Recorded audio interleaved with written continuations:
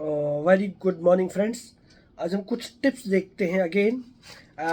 तो अभी मैंने बोला कि आपको जस्ट लास्ट वीडियो मैंने कहा कि कुछ रेमेडी होम्योपैथी में सिम्टोमेटिक ही काम करती है ना। तो अगेन मैं जो टिप्स बोल रहा हूँ वो बगैर सिम्टम के कुछ भी काम नहीं होता। आप रैंडमली कुछ भी देंगे तो काम नहीं होगा। इसलिए आपको उस चीज़ की श्योरिटी करने के लिए आपको ना पेशेंट को अंडरस्टैंड करना पड़ेगा कि पेशेंट क्या सिम्टम दे रहा है और आप क्या लेके उसको रिपर्टराइज करके, क्या आप नहीं भी रिपर्टराइज करते तो आप मटीरियल मेडिकल का कितना नॉलेज रखते हैं और उसको कैसे अप्लाई कर पाते हैं। ठीक है, तो अभी जो टॉपिक है स्किन का है और स्किन के केसेस में बहुत प्रॉब्लम होता है सॉल्व करने में, है ना। तो मैं अभी लास्ट वीडियो में बोलना भूल गया कि देखो आप स्किन का जो इशू है, होम्योपैथी इज मास्टर है। होम्योपैथी स्किन की डिजीज़ को ट्रीट करने के लिए, ठीक है। और जो स्किन के प्रॉब्लम्स ही ऐसा है जो वेरी डिफ़िकल्ट टू ट्रीट।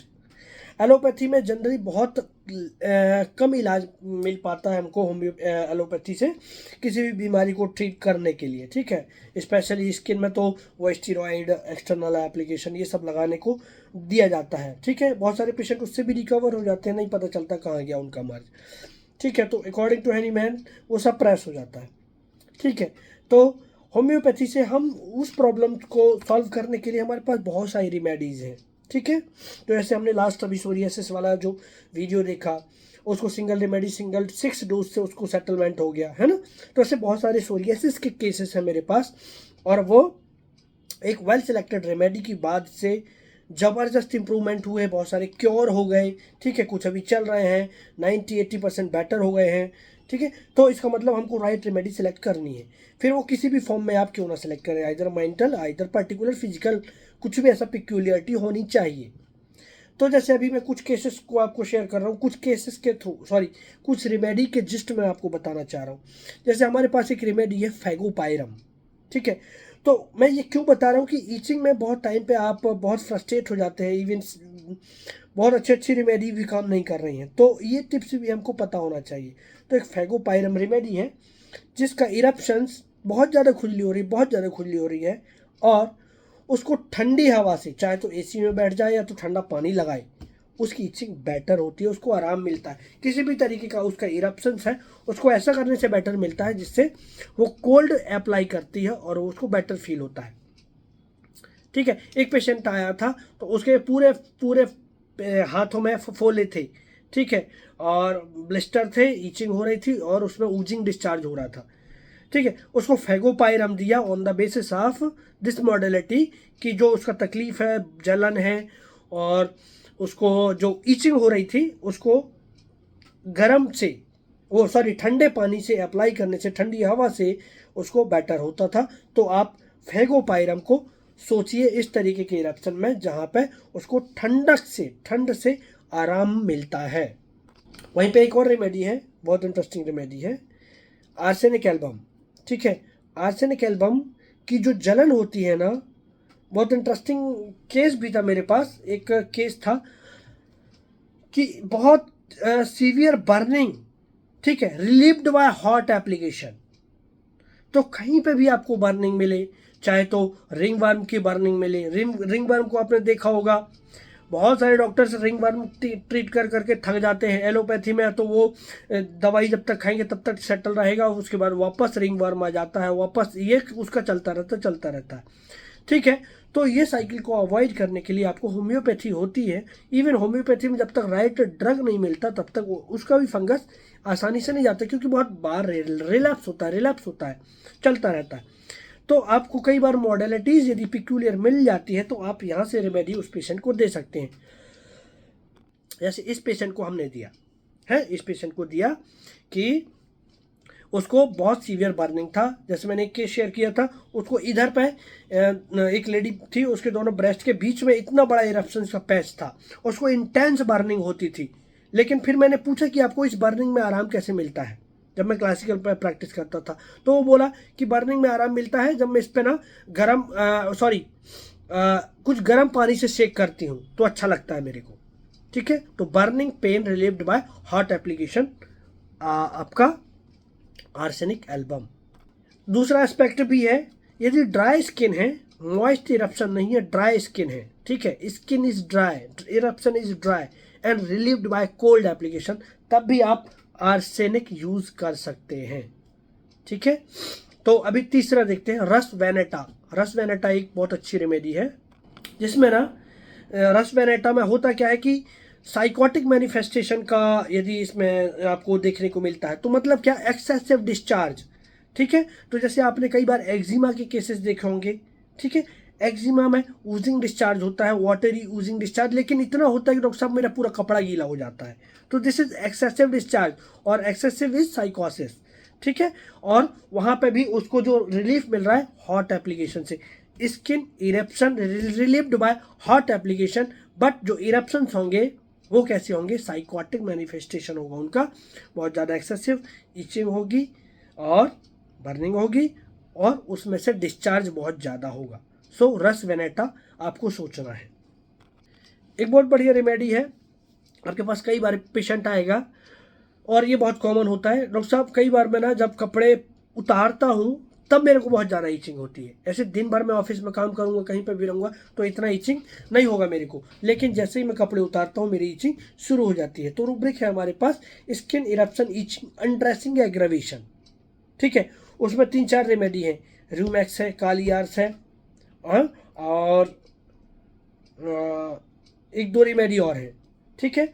और एक रेमेडी है, सबसे बेस्ट रेमेडी है ओलिएंडर, ठीक है, ओलिएंडर।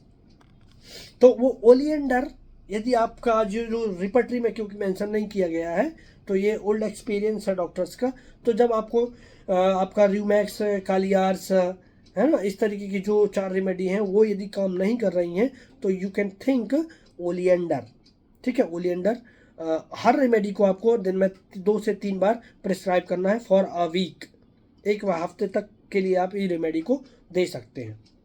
अब अगला टिप्स है हमारा कि स्किन में इरप्शंस है, इचिंग है, relieved by gentle application, rubbing application, rubbing. कई पेशेंट आपके पास आएंगे, डॉक्टर साहब मेरे को इचिंग बहुत होती है, तो फिर आप क्या करते हो, एक बोलेगा मैं कंघी से रगड़ देता हूँ, ठीक है, बहुत जोर से खुला देता हूँ, फिर रिलीफ मिलता है। दूसरा के क्या कहेंगे, डॉक्टर साहब मैं हल्का सा ऐसे फेर लेता हूँ, ऐसे हल्के से ऐसा कर लेता हूँ, ठीक है, तो उसमें रिलीफ मेरे को मिल जाता है। तो ये रेमेडी है क्रोटन टिग। बट मैं फिर भी कहूँगा कि आप पर्टिकुलर को छोड़िए, पर्टिकुलर्स को बंद करिए, कोशिश करिए पेशेंट को समझने की, क्योंकि ऐसे ऐसे स्पेसिफिक होता है, ये भी एक सिम्टम है रेमेडी का, पर जब तक पेशेंट उस रेमेडी का नहीं होगा या बहुत पिक्यूलियरिटी नहीं होगी, मार्क नहीं होगी, तो रेमेडी काम नहीं करी।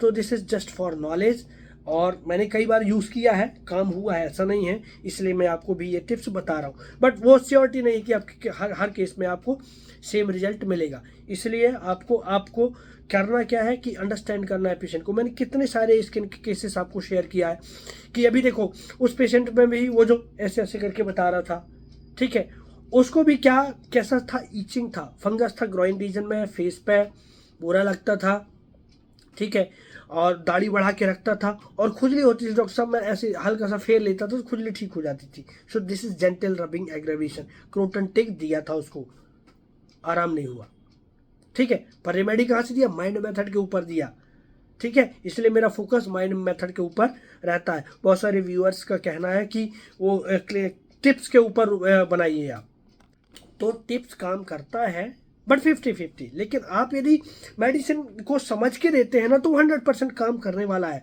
वो फेल नहीं होगा।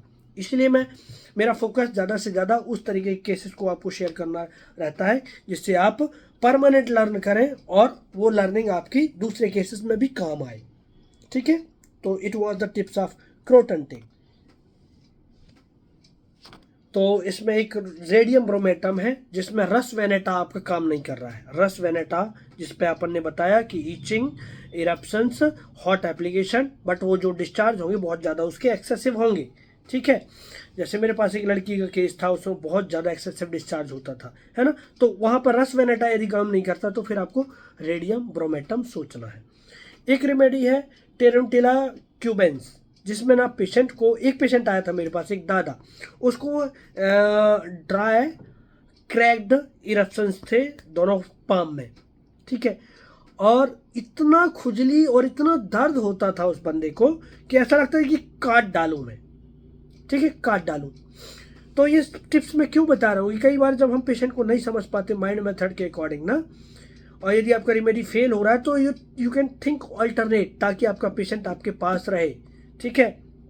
और इस तरीके से पेशेंट को आप सेव कर सकते हैं। ये इस तरीके की क्लिनिकल टिप्स से वो रेमेडी यदि काम कर गई तो एटलीस्ट पेशेंट आपका इधर उधर नहीं जाएगा और फिर फाइनली वो रिकवर हो जाएगा, है ना। तो ये टिप्स आपको, तो वो क्या बोलता था वो पेशेंट की, लगता है मेरे को काट डालो इसको, ऐसा इतनी ज़्यादा खुजली होती थी उसको, ठीक है। तो इसमें इसी तरीके का दर्द होता है और पेशेंट ऐसे ही बोलेगा, जैसे कि पेन ऑफ डेथ के टाइम पर जो तकलीफ होती है, जैसे कैंसर पेशेंट हो गए या कोई भी ऐसा पेशेंट हो गया जिसको इस तरीके की तकलीफ होती है, ठीक है। तो आपको टेरेंटुला क्यूबेंस सोचना है। तो ये जो टेरेंटुला है ना, इसका पेन साथ में इन्फेक्शन, ठीक है, इन्फेक्शन के साथ पेन है। तो वहाँ पे जैसे पस्ट्यूलर इरप्शंस हुआ, सपुरेशन हुआ, जैसे एब्सिस हो गया, इस तरीके के सिचुएशन में और बहुत ज़्यादा इंटेंस पेन है पेशेंट को, ऐसा लगता है कि काट डालूं, तो फिर आप टेरेंटुला क्यूबेंस सोच सकते हैं। बहुत इंटरेस्टिंग दो रेमेडी है आपके पास, एक एंथ्रेक्सिनम है और एक आर्निका है। तो अभी देखो आपके पास बहुत सारे ऐसे पेशेंट आएंगे, डॉक्टर साहब मेरे जो शरीर में ना बहुत सारी छोटी छोटी फुंसियाँ होती हैं, ठीक है, और उसमें पस बन जाता है। तो ये पस्ट्यूलर स्मॉल साइज जो इरप्शंस हैं उसके लिए, और रिकरेंट एक के बाद एक के बाद एक तो बनते जा रहे हैं, एक फूटता है दूसरा बन जाता है डॉक्टर, क्रॉप्स ऑफ बॉयल्स, कई बार क्रॉप्स, मतलब कई पेशेंट आएंगे, देखिए डॉक्टर साहब मेरे हाथ पैर पूरे भर गए हैं, दस्त, मतलब फसल लग गई है, इस तरीके की इरप्शंस की, छोटे स्मॉल साइज और multiple pustular eruptions at a time. तो उसमें आपको सोचना है दो रेमेडी, एक तो है आपके पास एंथ्रेक्सिनम, दूसरा आर्निका। मोस्ट प्रोबेबली आर्निका काम कर जाती है, मैंने कई सारे केसेस में अप्लाई किया है आर्निका मोंटाना, ठीक है। इवन वो टेंडेंसी भी चेकआउट हो जाएगी जो बार बार, और पेशेंट बोलेगा डॉक्टर साहब ये आते जाते रहते हैं, मतलब मेरे को इकट्ठी एक दिन से ये इतने सारे इरप्शंस आ जाएंगे, पूरा शरीर भर जाएगा, कुछ दिन बाद सेटल हो जाते हैं। कुछ पेशेंट एक के बाद आफ्टर अनादर, ठीक है। तो क्रॉप ऑफ बॉइल्स में आपको आर्निका सोचना है, और आफ्टर अनादर एक के बाद एक उसमें एंथ्रेक्सिनम सोचना है, ठीक है। सो this is little clinical tips for you, but आपको कोशिश करना है कि पेशेंट को समझना है। जब आपको कुछ समझ में नहीं आता तो फिर आप ऐसे जा सकते हैं, ठीक है। तो इसलिए मैं बोलता हूँ कि लर्न करिए होम्योपैथी। तो इस क्लिनिकल टिप्स से अकेले काम नहीं चलने वाला है, लर्न करिए ये, इसलिए मैंने ये सारी चीज़ें करके छोड़ चुका हूँ, लेकिन मैं कभी कभी रखता हूँ जब मेरा वैसे काम नहीं बनता है तो, और इसके सहारा लेकर के मैं फिर वैसे काम बनाने की कोशिश करता हूँ। क्लासिकल छोड़ करके, क्लासिकल से आपने पेशेंट जैसे एंथ्रेक्सिनम दे दिया, कुछ पेशेंट में वो रिकरेंसी चेकआउट हो गई, वापस नहीं आई, पर जिसमें आ रही है एंथ्रेक्सिनम देने के बाद कैविटी सेटल हो गया, अक्यूट सेटल हो गया, लेकिन डॉक्टर साहब वो वापस बार बार आ जाता है, तब आपको फिर सोचना है माइंड मेथड के थ्रू, है ना। तो फिर आप वहाँ से रेमेडी दीजिए तो पेशेंट ठीक होगा। इसलिए उसके लिए आपको लर्न करना, सीखिए my dear friend, homeopathy is very best thing. आप सीखिए, रिजल्ट दीजिए, पेशेंट आपके आएंगे। Thank you, thanks for watching.